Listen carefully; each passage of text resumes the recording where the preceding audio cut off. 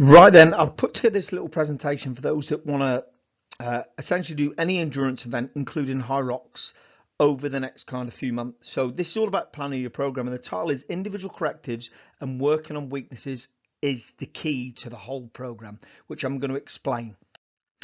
So essentially, what you're going to be looking at, the program is kind of a dynamic scheme, but it still has a structure. And the reason it's dynamic is because you can drop in and out the program. If you've got holidays or if you've got things on at work and you miss a little bit, it won't necessarily make much difference because it'll allow this a flexible training approach. Now, if you look at the plan that we're kind of putting in place, a powerlifter needs to be strong but unfit, a runner is fitter and weaker, a hybrid or a high rocks needs to be in the middle ground. So the whole program is designed to meet the middle ground person, which is essentially what a high rocks or an endurance athlete should be, specifically if they want to have a better quality of life as well. So if you just want to be an endurance athlete and just do running, you'll more than likely get injured and you'll be bored. So this is why we've put this program together, to keep it kind of more open for you. So this is the needs analysis of anybody who wants to do endurance, and then I've put it on high rocks. So it's a competition that involves three different elements in one unique event. The fitness challenge for everybody.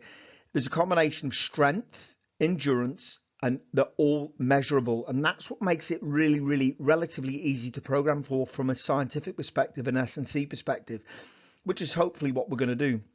So, and you'll compete in different divisions. And the good thing is there's age and gender things that can go on, so everybody can actually do it. So all levels of fitness experience can compete, from recreational athletes to professional athletes. Specific demands. Aerobic is a very high aerobically demanding sport. Strength is about medium. It's not maximal strength like a powerlifter. So consequently, because of that, if you just want to train strength, you're probably not going to do very well. If you just want to train aerobic, you're probably not going to do very well.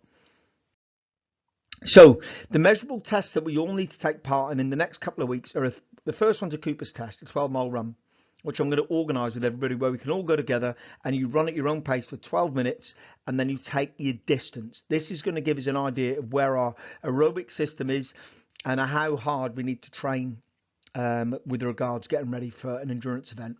2-kilometre row. You've got to be some machine in there that's non-impact. So in theory, if you do get niggles and strains from running, you can hop onto a cardio bit of equipment instead and still carry out the program. Mid-thigh pull, which we've got in the gym, checks all of our body strength. There's no escape, there's no lever advantage. If you get better at this, it means you're getting stronger overall.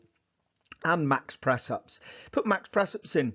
It's a bodyweight exercise, and it's one of the hardest exercises for people to get right. If you get press-ups right, a lot of things become a lot easier in the program. So measurable competitive tests. So that is when we're more than 12 weeks away from the program. This is the process now. So it's, for some, it's not till October, November. You don't need to be training specifically for high rocks now. You need to be training specifically on these kind of tests and getting better at these tests, which will invariably get you better for the 12 weeks out kind of period, 8 to 12 weeks out when you start training more specifically. So the measurable components that we need to use at the moment before high rocks even starts, you need to start looking at 5 and 10 kilometre races, park runs intermittently throughout these two phases that we're going to do before we hit the proper phase of high rocks. This will gauge where you are on your fitness, and it will ensure that your running is getting faster. So we've even got Tough Mudders, and we're going to put together an SC Vital Fitness mini high rocks, which you can all aim for and do the events and that, and we'll do that probably twice, so you can see where you're at when it comes to your fitness levels and getting better. So that is something we can help with. So the aim of the program that we've written is to increase your strength. This element will ensure injuries are less prevalent and the body is able to accept the demands of training power and impact from running. Increase running fitness. Leg miles count for this event, and you need to run to get good at running. Now, the thing is, as a caveat to that, if you feel sore from running or the impact has taken its toll, swap it to fit sessions or use fit sessions periodically to help work past plateaus, because the fit sessions will get your heart rate to a different level, which can help with the running. But remember, you've got to run in any endurance event, so make sure you run. But if you get niggles, you don't, which I'll explain further on in the program. So things to look for. So you need to track the load lifted in the sessions. The reason I've written this out on the slide, guys, is so you can take a copy of this slide and print it out if you can't remember everything on there. So you can pause this now and take a copy. Listen to the data on Morpheus and start booking move performance when required, which I'm going to talk about later. If you feel a back pump or backache prior to deadlift sessions, do hip lifts or reverse lunges, not deadlifts. If you feel hip pain, back pump, etc. prior to squat sessions, resort to split squat variations, not squats, which the coaches will take you through. If you feel shoulder pain, resort to landmine for overhead or floor press, not bench or mill press. So you can see where I'm going with this. It will just help you out with your programming. So you don't have to stop. You just need to be clever and smart with it. If you feel you need to work out, feel groggy or tired, please cancel, because a walk will suffice. And we don't want to kind of upset our performance goals. The thing is, moving 7 days a week is the key, right? So you need to be active for 7 days a week. This does not mean 7 workouts a week. It just means activity. So like I said, if you're having a day off, go for a walk, go for a coffee, go for a cake, do something that will keep you active. Your 7 or 6 to 8,000 steps, not necessarily coming into the gym for a workout every single day of the week, because that is the only way that you're going to fail at this program, is by doing too much. Because when we work out, it actually gives us the opportunity to recover, because recovery is the limiting factor in everyone's fitness, fat loss, health, strength, and getting better at things. Recovery is always the limiting factor, not more workouts. So 12 weeks out. So part of SC is we run strength training sessions, and the full strength training session is really cool. So if you were to do a 6-day split or a 5-day split, day 1 will be strength. Your alternative to that is move performance if your recovery is low. And what I mean by that, if you're looking at a 7 to 14 day trend and you can see your heart rate variability is starting to decrease over 7 to 14 days, start to book onto move performance to bring it back up again.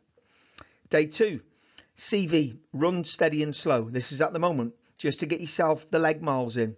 I've not put a time in that because you're all different. The alternative to that is a fit session or aerobic CV in the gym. So if you've got a niggle, you can only do a fit session. Day 4, again, strength session. So it's 2 strength sessions a week. The alternative is move performance, again, if your recovery is low. Day 5 is CV, run, medium or interval based. The alternative is a fit session or open gym doing CV and threshold or high resistance intervals, which I'll explain in the next couple of slides. So essentially, you've got all the sessions that you need to do within the gym, but there are some sessions you need to do, like running outside of the gym, but there's a way you can format that running, which I'll go into in the next bit. Now, I know some of you love doing Fusion and Fit Pluses. It's not a requirement, but if you want to go out and do something, do an extra run or book onto a Fusion or a Fit Plus if you just want to change your program around a little bit to keep it more interesting. Because remember, we are so far away from the competition. It's just trying to get leg miles in, and it's trying to get you fitter and stronger, right? So don't worry too much about specific high rock stuff at the moment. So this is the way it's going to work. If you look at the right hand side of the slide now, when you do a strength session, for the majority of the session, not all of it, for the majority, try and keep your heart rate under 140 because it's a technical based strength session, and record your lift.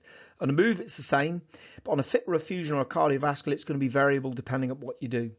So here is one of the workouts I suggest you do in the gym, which we are doing fit sessions, doing threshold training, or external to the gym when you're out running. So a threshold, if you read this slide now, the purpose of this is when you're at 9% or 88 to 92% of your max heart rate, you're able to produce power. So one or two things, you can do it in the run, but if you're a really good runner, you need to be on a ski erg or a rower trying to produce power at 88 to 92%, right? If you're producing power in that range, when you get to high rocks and you get on the kit, you're able to produce power at that range in the competition and feel really good before you go out into the run. This is why you do threshold training. So the idea of it is to improve the amount of power generated at your threshold, maintain good posture, range of motion and technique whilst under fatigue. That's really important. So it says there, 88 to 92 is plus or minus 5 beats per minute of threshold, no higher. So if you've got Morpheus, it's your green zone, just creep it into the red zone. So you don't try not to hit the red, but you will do at some point, all right? And just stay within that kind of marker, top of green and into a little bit of the red. But you can only really do a proper threshold set if your recovery is 80% or higher. So if it's lower on the day and it's only one day, just take a note of where your threshold is and try and work at that. Now, if your threshold or your recovery is low over 7 to 8 days, you know you need to book a move session and not do these threshold style sessions. Hope that makes sense. So what you need to do is record the power output or the distance covered and the heart rate recovery to gauge your improvement on these sessions. This is how sessions going to work. 5 minutes steady warm up, and then it's 21 to 36 minutes on a ski erg or a rower, or you can do this running. But if you're a really good runner, I would suggest you do this on the ski erg or the rower. All right, if you're already a really good runner. So what you do either 5 or 10 minutes at threshold. For the majority, it will be 10 minutes, staying in that zone, producing power in that zone. If you start to creep above and you're getting completely to 98% of your max heart rate, that's not threshold training. You need to bring it down, take a note of what power you're producing, and try to improve that power over time at 88 to 92% of your max heart rate. Top of green, just going into the red on the Morpheus. You'll do that once, you'll take 2 minutes rest, and then you'll do it another 2 times. So it's 3 rounds in total, so it's really, really tough. It's only a 36-minute workout, and you've got a 5-minute warm-up. If you're doing the lower end, which is 5 minutes a session, it's a 21-minute workout. But if you do this properly at threshold and are able to produce power at threshold, you are going to get more benefit from doing absolutely everything on this program. High resistance intervals. So again, you can do these in the gym or you can do them out on the road. So high resistance is one of the best ways to improve your endurance of the fast twitch fibers, which in turn improves your explosive power endurance. All about high rocks, right? This is one of the proven ways to improve the things that probably made you fail towards the end of high rocks. When you're on the prowler, when you're on wall balls and you start to feel a little bit under the weather, walking lunges, all that kind of stuff. So if you do it on a ski or a rower, it's max level. On a watt bike, max level. If you're outside, it's a steep hill run. This is my preferred way to do it. If you can run this, it is a preferred way to do it. So if you are running it, you're not going to record your power out, but you're going to record your distance and stay consistent for the amount of rounds that you're going to have to do. So it's 10 to 20 minutes. So if you go out for a run for 20 minutes, nice and steady, keeping it aerobic, make sure you get the running miles in your legs. Then it's 11 to 21 minutes work on a ski erg, a row, or hill reps. It's 5 seconds maximal power sprinting uphill, or 5 seconds maximum power on a ski erg or a rower, producing power, not just going hell for leather. I'm on about producing powerful strokes every single time. 60 seconds active recovery, which means you're still moving, you don't stop. Then you lower your heart rate to the blue zone, hopefully. Then you go again, 10 to 20 rounds uphill, or on your ski erg or a rower. You do it in the gym. Now, these sessions are on at the gym as well at the same time, so you can book these sessions. So you can do it with other people, or you can do them on your own. Preferably book them with people, do them with them, or get out with other people that are going to run. So these are the workout requirements. So we get through all of this program and we work out all the way through to coming up to the competition October, November. So 12 to 9 weeks out, we start working towards high rocks. The high rocks workouts will include these 4 stations, which I think will be really paramount to most people doing it. Sled push, sled pull, walking lunges, burpee broad. So they'll all be into compromised running. So this is when we have to start looking at high rock specificity, not before then. And I hope that all makes sense. But the thing is, it's not putting the weight of the prowler the same as high rocks. You've got to work at volume. So it needs to be a lighter weight, which we're going to do in the gym. And we need to do reps and rounds and reps. So instead of just pulling 5 meters at 125 kilos or pushing it, you're going to be doing in the region of 50 meters with a lighter weight on, say half of that, so you can get the volume into the legs, which will invariably, as we get closer to high rocks, will up the weight and you'll essentially get into it a lot quicker. This is really important that you don't do this yet. You've got to wait until we get to this point in the phase and start this 12 to 9 weeks out, which we will look after in the gym. All into compromised running, which is essentially running after doing these events like this. So what do I need from you? Communication and discipline is the key. As I've said, work on your weaknesses. Check in with me via WhatsApp. I've sent you all a WhatsApp on the new phone, no more than 2 weeks apart. So if you don't check in week 1, I'm going to be hunting you down. I need you to check in week 2 at least. Tell me how things are going. Things are going good. We'll chat in the gym all the time. Believe in the process. We kind of know what we're doing. You know, I've actually ran high rocks with some of you now, but I'm also an S&C coach and have been for a lot of years. So the science of practice of getting people ready for an event is something I've been doing for a very long time. And I've written the new program in the gym.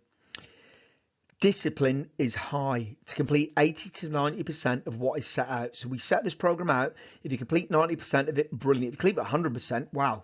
Fair play to you, but not everybody will. But remember, it is a dynamic structure, so you can drop in and out if work gets in the way, family commitments and holidays, all right? But complete at least 90%. Train your strengths, because if you're a good runner, you still need to train it. Work on your weaknesses. So for me, My strengths are not running, so I'm going to be doing a lot of running, and my weakness is running, but my strengths are the strength side of things, the burpees, the broad jumps, but I'm still going to be doing them because I know I need to do them to get on top of things. Communication, communication, communication. That is the only way we're all going to succeed at doing this.